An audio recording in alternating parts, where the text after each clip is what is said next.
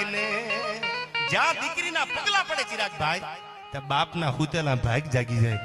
તમારી દીકરી અટાણે દુનિયામાં નથી, પણ એવા પગલા પાડીને ગઈ છે ક્યાંક તમારા પરિવારના હુતેલા ભાગ જગાડતી ગઈ કે ભલે બાપ મારી તારી લેણા દેણી આટલી જ છે, એમાં તારી મારી લેણા દેણી આટલી જ છે, પણ તારી પેઢીઓના ભૂખ ને તારી પેઢીઓના દુઃખ ને ભાંગીને જાવ તો માનજે તારા ઘરે દીકરી આવી હતી. એટલે કીધું છે દીકરી દેવો ભવાય, અને દેવનું રૂપક આપ્યું છે કવિઓએ, વિદ્વાન માણસોએ, મેં નથી આપ્યું. હવે સાંભળજો પગલી કેવી પાડી. એને પગલી રે પાડી જગાડ્યું ભાગને રેલો,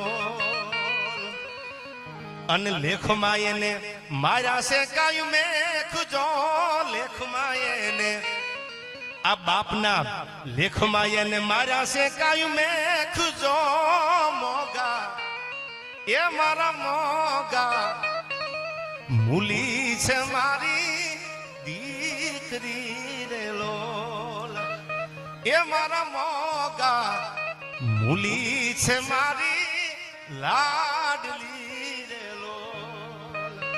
મારી નજર ગઈ દીકરીનું ગીત હતું તો એમની આંખમાંથી આહુડા પડે ચિરાગભાઈના ફાધર ને. દુનિયાનો એવો કયો બાપ હોય કે પોતાની દીકરીનું નામ કાને પડે ને હૈયામાં જો વાઇબ્રેશન ન આવવા માંડે? શું કામ? એ દીકરી ભાગ જગાડીને ગઈ.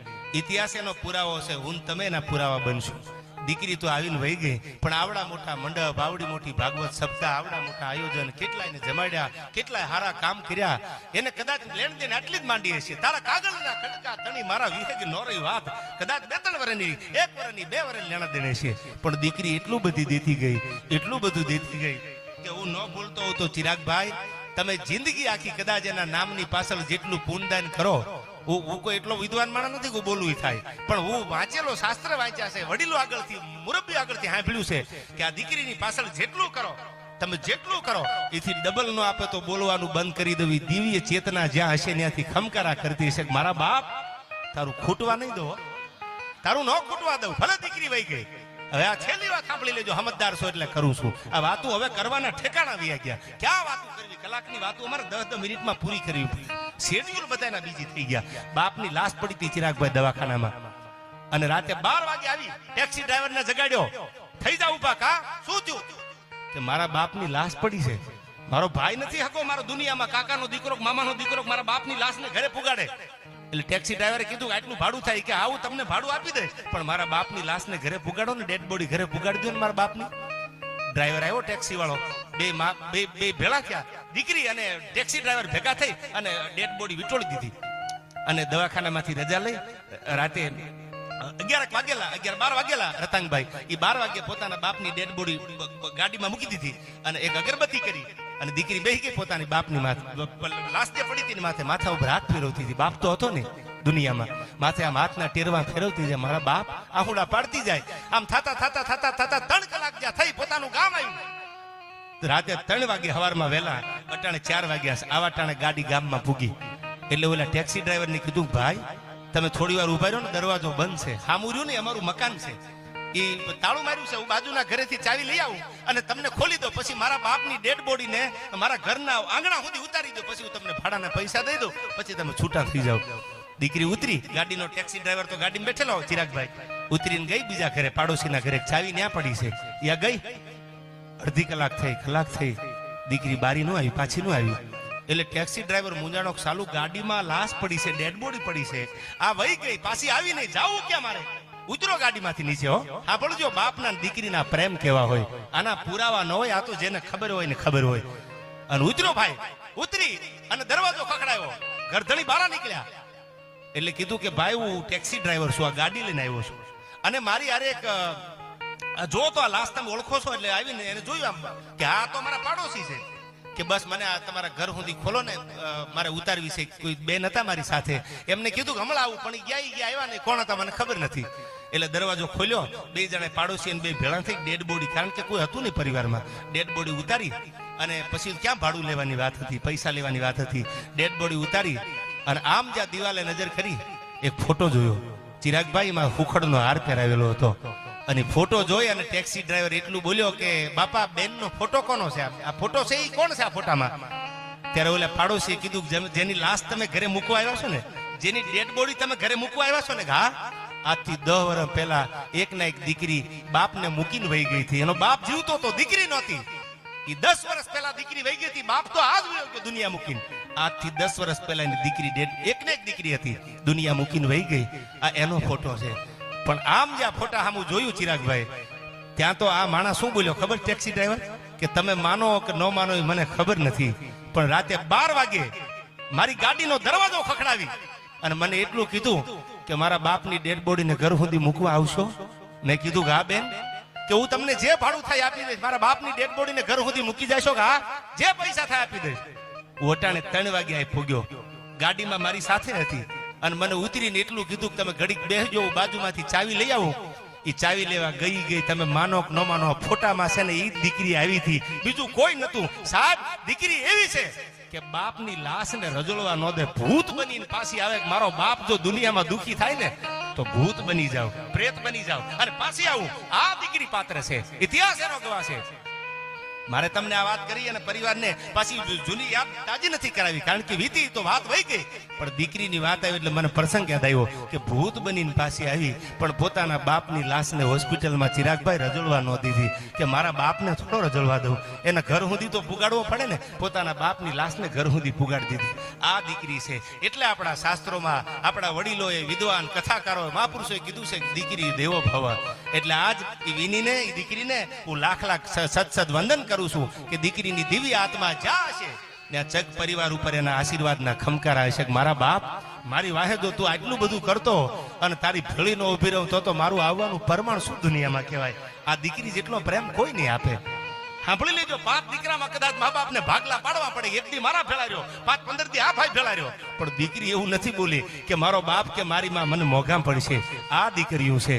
અને આવી દીકરીઓ, આવી ડાય દીકરીઓ જ્યારે દુનિયામાંથી વહી જાય તેથી એના કદાચ હું તમે સમંદર, હું ઘણીવાર મારી કવિતામાં બોલ્યો છું કે તારી આંખથી પડેલા આંસુએ મને સમંદર સલકાતા લાગે છે.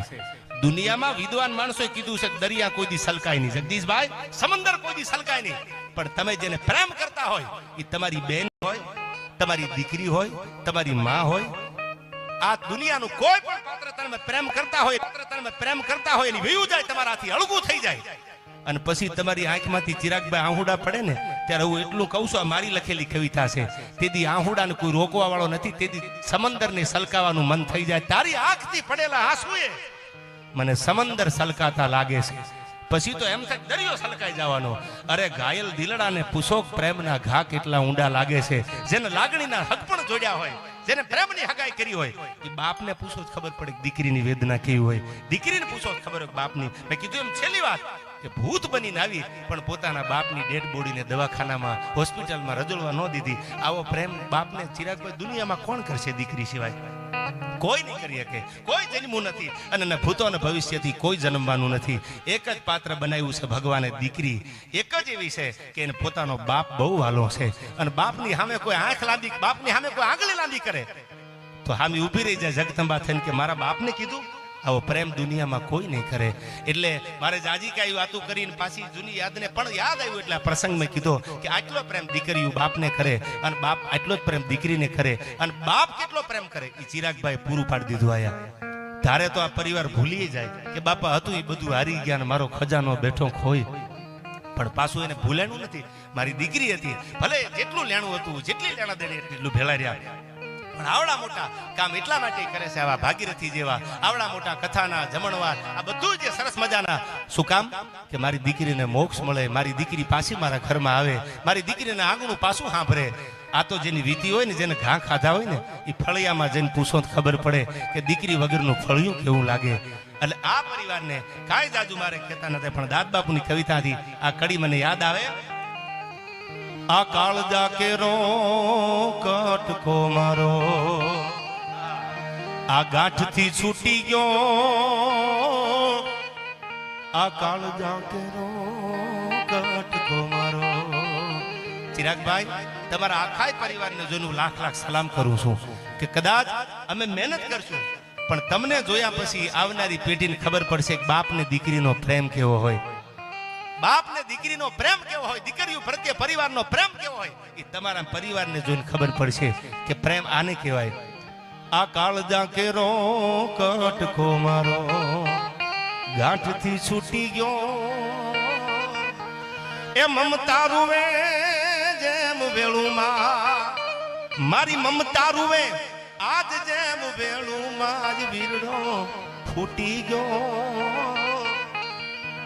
આ કાળજા કેરો કટકો મારો ગાંઠથી છૂટી ગયો હવે સાંભળજો દીકરીની જાન જાતી હોય અને પછી જાન પરણીને વહી જાય બાપ પાછો વળે તોય વહમું લાગે અને પોતાની એક ના એક દીકરી દુનિયા મૂકીને જાતી હોય પછી બાપ વળતો વળે તોય એવું લાગે શું કીધું બાપે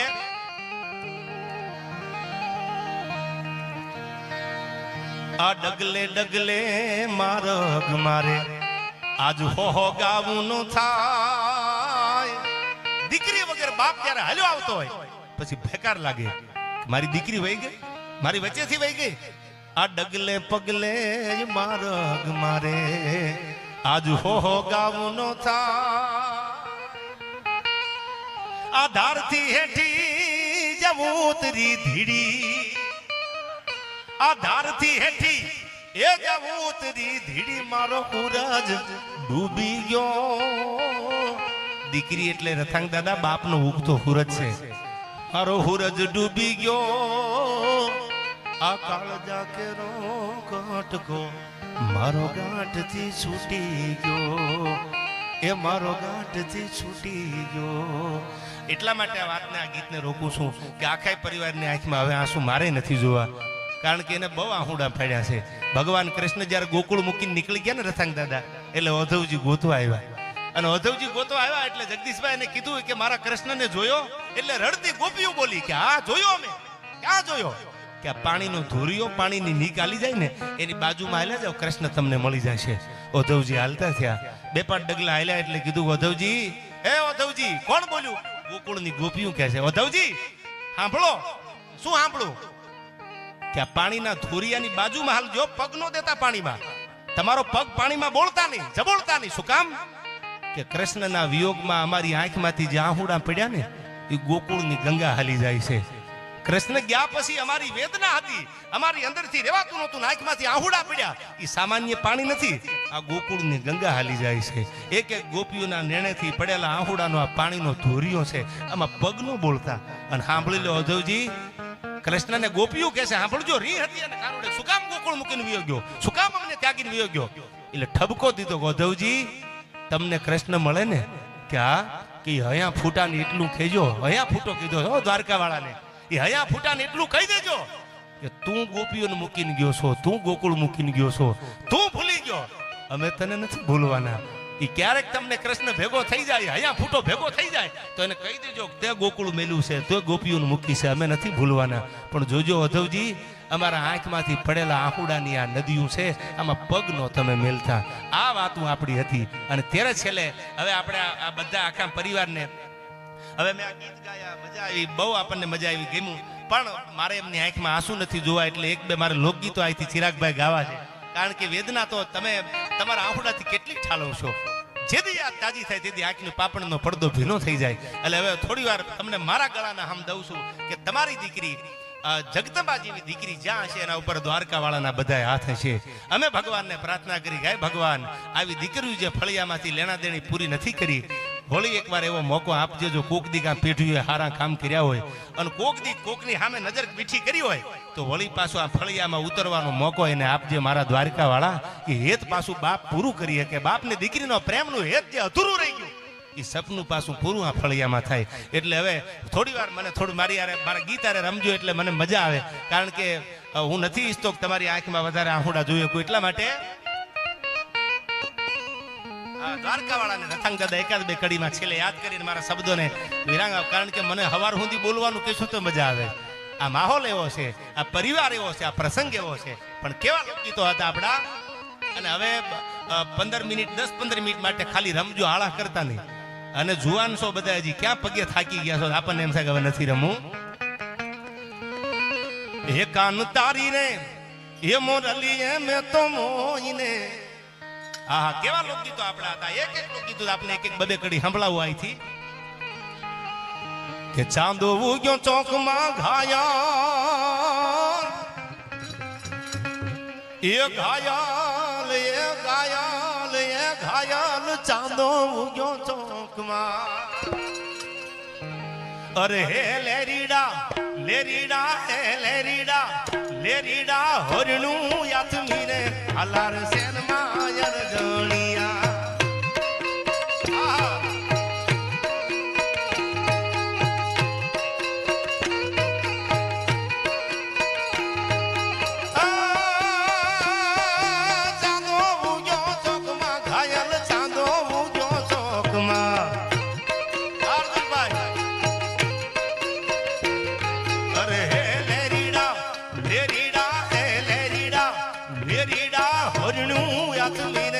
અલાર શેર માયર જણિયા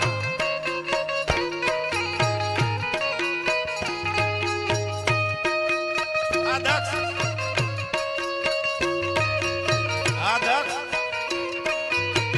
આ ભણા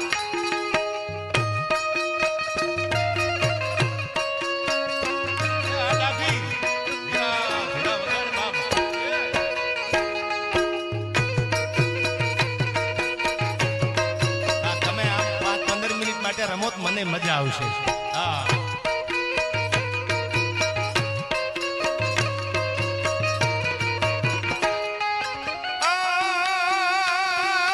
જાપે તારી ઝૂંપડી ઘાયલ જાપે તારી ઝૂંપડી